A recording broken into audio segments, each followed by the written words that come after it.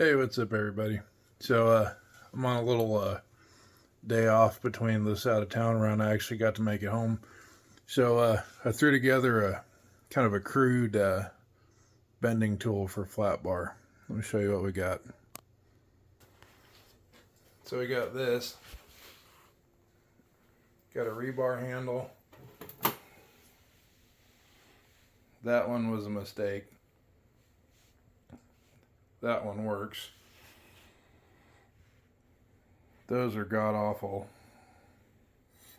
Like I said, very crude. But what you do is, if I can do this with one hand,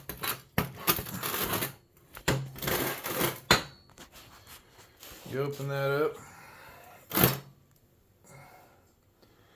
stick your piece of flat bar in there, swing this, that grabs that and bends it around that.